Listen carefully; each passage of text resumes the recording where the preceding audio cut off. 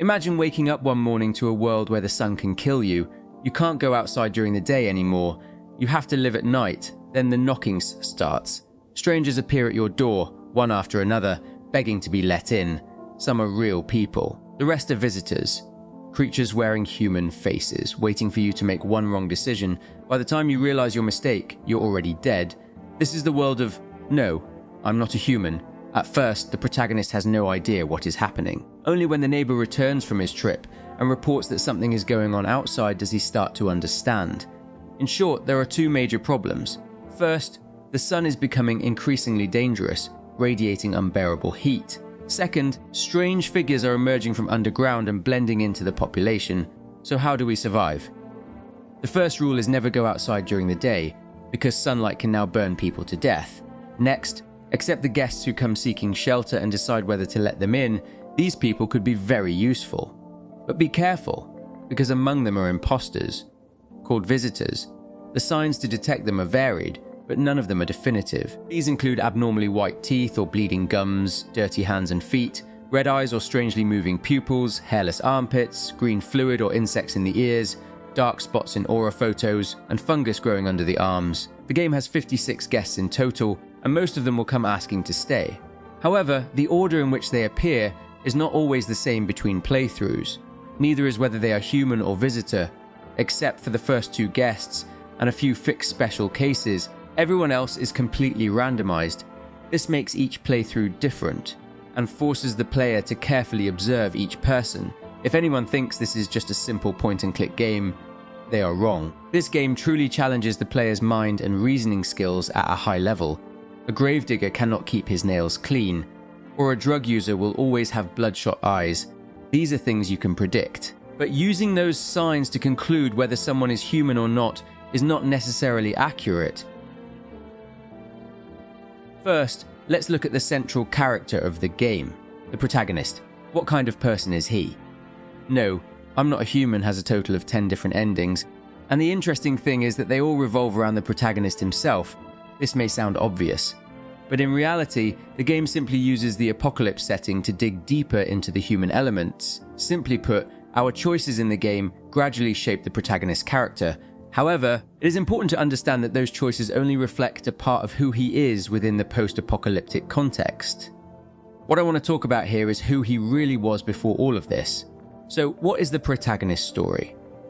From the very beginning, the protagonist is portrayed as a reclusive person who does not like exploring new things. Because of this, the neighbor is his only source of information about what is happening outside, or he can also watch TV. Visually, his loneliness is shown through a painting on the wall, a house sitting on a deserted island with the words, "Loneliness and isolation." This is a strong hint about the protagonist's lifestyle. Looking at his conversation with the neighbor, it is clear he has trouble with social interaction. It is not that he is shy or does not know how to talk. He simply finds dealing with strangers to be too much trouble. The question is, did the protagonist choose this lifestyle, or is there a deeper reason? In the game, if you take the time to interact with the items in the house, you can sense that the protagonist has unpleasant memories associated with almost everything here. This becomes even clearer when you listen to the radio on day 5 and learn about a program called Phone Roulette. If you call the provided phone number, the protagonist gets connected to a stranger, kind of like swiping on Tinder. During this call, he reveals a few things about himself. In particular, he expresses a deep hatred for his father. The specific reason is not stated. But based on the fact that he wants to burn down the house because it reminds him of his father, it can be assumed that he was abused as a child. From there, the protagonist gradually lost his trust in family. He no longer wanted to find a partner, and over time, he became avoidant of everyone around him. As for the photo on the table, I believe it is his mother. The house is an inheritance, which explains why it is so spacious and well furnished, as if a large family once lived here. What if we wanted to maintain this personality and choose a fitting ending for the protagonist? Well, there is one.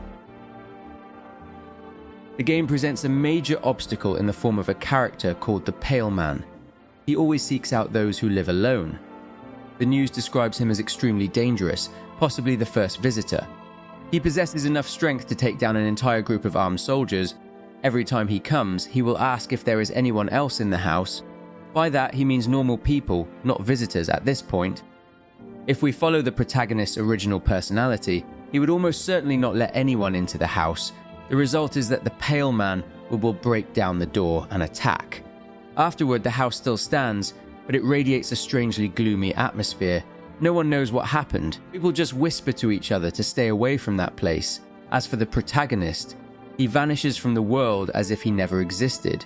The alone ending reflects the consequence of a reclusive lifestyle. There is a view that a person truly disappears only when no one remembers them anymore. And that is very true for the protagonist. Without the neighbor, he probably would not have existed in anyone's memory from the very start. To avoid the ending above, we need to play very carefully. Always make sure there are normal people in the house, not only because of the pale man, but FEMA, the organization created to handle visitors, will also frequently come to take people for examination. Ironically, they always take the right normal people and leave the visitors for us to deal with. If you survive until day 13, the TV will announce that the situation has become too chaotic. Follow the instructions, seal the windows, and lead everyone down to the basement. At this point, two outcomes are possible.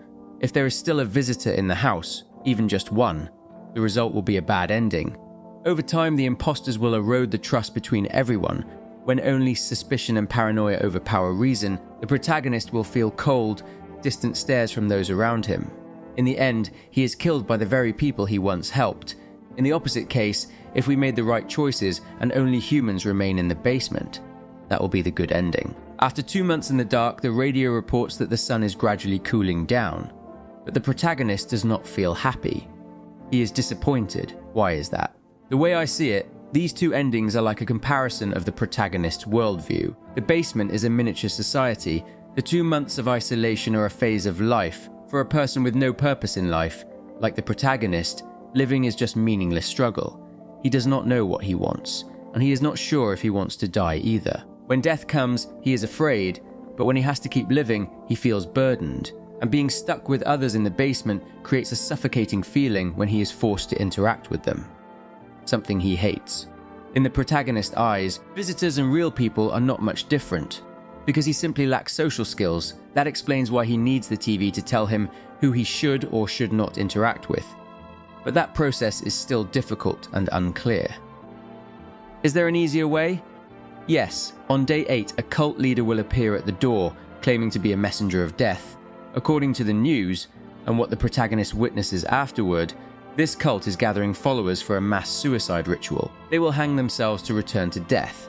The leader gives the protagonist the task of protecting 3 of his followers. This is mandatory. This task is not easy. Although all 3 are real humans, they have no means of self-defense. According to the game's mechanics, these 3 do not count toward the number of normal people in the house, so they are very vulnerable to visitor attacks. Additionally, on night 10, FEMA may take 1 or 2 people from the house.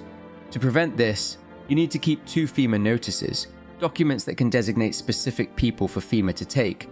Use them on 2 other people in the house, and the 3 cult followers will be safe.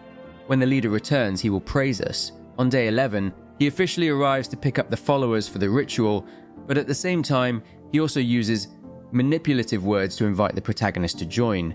If you agree, the death cult ending occurs. The protagonist becomes part of the cult, seeking liberation in the afterlife. There, a voice calls out to him, perhaps death itself. She takes him to the place he always wanted, a peaceful place with no house, no apocalypse. This ending is like a metaphor for surrender when the protagonist no longer has the strength to fight. We are not judging. But for someone who is already exhausted, this ending is probably not bad. Even from the protagonist's perspective, this could be seen as a beautiful ending. He has reached a place without suffering, where death cherishes his memories. So what counts as a good ending? Some people say that to live is to be loved, but love is not always available. The same goes for this game. In a random event, you may encounter a seductive woman wearing a strapless dress, standing in front of the house. If you let her in, she will share the protagonist's bed, implying a sexual relationship. Over time, her belly grows. She becomes pregnant. But strangely, after only 4 days, her belly bursts open and the baby disappears. When searching the house, the protagonist finds the baby always hiding in some corner. At night, it ransacks the house looking for food. The next morning, the house is in ruins. The final scene shows the baby crawling outside to drink dog milk. The game ends with the child of doom. The protagonist steps outside and sees a fog covering everything. Shadows of people appear, holding the child in their arms. He does not know whether this child is one of hope or of a curse.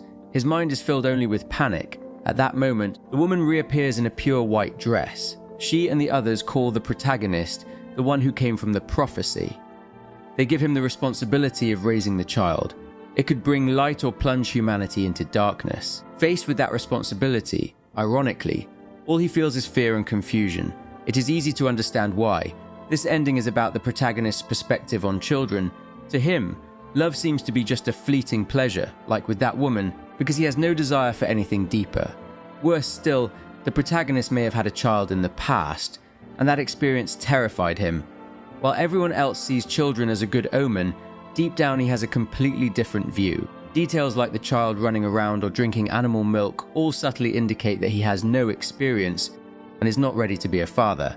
To him, children only bring hardship, and they may have been the reason his life fell apart. The theory that he once had an illegitimate child becomes more plausible given a line at the end of the ending: the prophesied child no longer exists in the world of the living.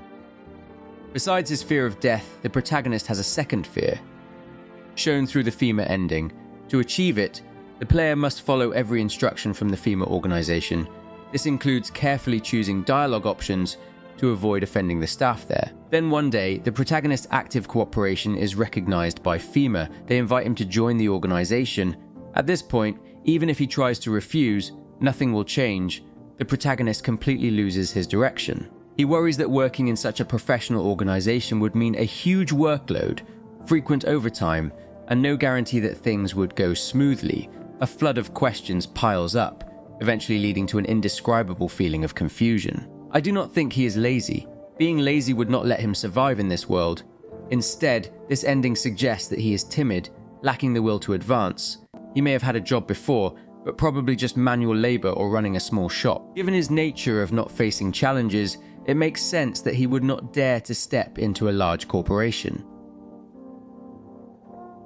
Moving on to the seventh ending, it starts on day 3 of the game. You will meet a special man, known by names like the Bald Man, the Egghead Man, or the Prophet. The first time you meet him, he says strange things. He asks the protagonist to pick a page from a book so he can make a prophecy. He also advises us to adopt a cat. Sure enough, the next day a visitor arrives carrying a cat. You can let her in, then shoot her with the shotgun, and keep the cat until the end of the game. In terms of gameplay, feeding the cat helps protect the people in the house during the night, but the real purpose of this is to unlock the basement area. On night 5, the Bald Man returns, but this time he looks much more haggard. He gives further instructions: do not inspect anyone for the next 2 days, do not even look in the mirror. After following those instructions, he returns and tells the protagonist to dig a tunnel for 3 consecutive days. This action accidentally leads the protagonist to meet a miner. It turns out this man was digging to escape the heat, but discovered an extensive underground tunnel system. He warns of a bottomless pit and advises not to jump in because his friend disappeared inside it. When the protagonist tells the Bald Man about this the next day, he insists the protagonist must jump in. The protagonist believes him and does so. Below is a surreal void. There, the voice of death speaks. She could take him to meet his deceased loved ones, but she does not, because that is not what he truly wants. Instead, she brings him back to the house. It is all just a loop. Embrace the Inevitable ends with the protagonist trapped forever in a purposeless life with no way out. I feel like this ending is advising the protagonist to free himself. Death mentions the people he once knew, referring to his deceased parents, but he does not want to see them. The memories between them are not pleasant, so his final choice is to remain trapped in the house and live out the rest of his pointless life.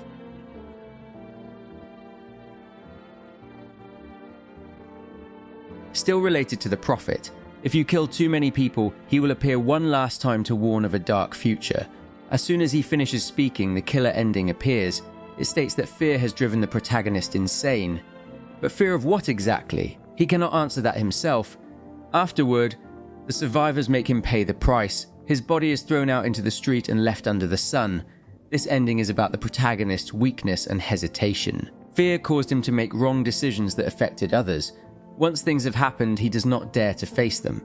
Instead, he sinks into his thoughts, afraid of being judged, and so he falls into regret, wishing he had never done those things.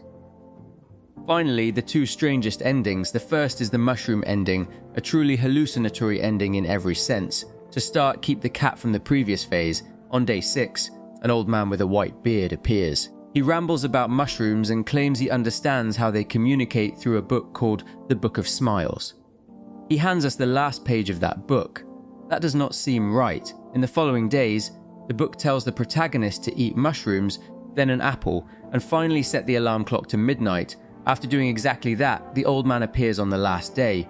He warns that they must go stop the mushroom festival, or mushrooms will overrun the entire earth. It sounds bizarre, but in the end, the protagonist still lets the old man lead him deep underground to find the mushroom festival. A giant mushroom rises, signaling their failure. The mushroom ending concludes. There are not many clues to explain it. One can only guess that mushrooms symbolize drugs, and that the protagonist may have abused something to escape loneliness. So this is like a social addiction he once had. Last is the 10th ending, the Vigilante ending. It involves a crazy gunman who appears on night 8. At first, he asks the protagonist about strange occurrences. He claims to be an enforcer of justice who hunts visitors. The problem is that his sense of justice is very vague. He is willing to shoot anyone based on a single sign matching a visitor. On later nights, he massacres a group of refugees in the neighbor's house. He even sets the whole town on fire. As for the protagonist, after the first visit, he comes back every 2 days to check whether we are a visitor. If you accidentally show teeth that are too white, dirty hands, or red eyes from coffee, the Vigilante ending triggers. Both point guns at each other, hesitate for a moment, then fire simultaneously. The crazy man takes a shotgun blast to the face and dies. The protagonist is wounded in the abdomen. He begins to feel pity for the people the madman killed, and then, inexplicably, he becomes the second madman. He decides to hunt down anyone carrying a weapon. His reasoning, if he does, they will not be able to harm innocent people. This is a strange ending. It does not explain any aspect of the protagonist's character. Instead, it predicts a possible future. If he absorbs extremist ideas, his thinking will go astray and lead to wrongful actions. And that covers all the endings in No, I'm Not a Human.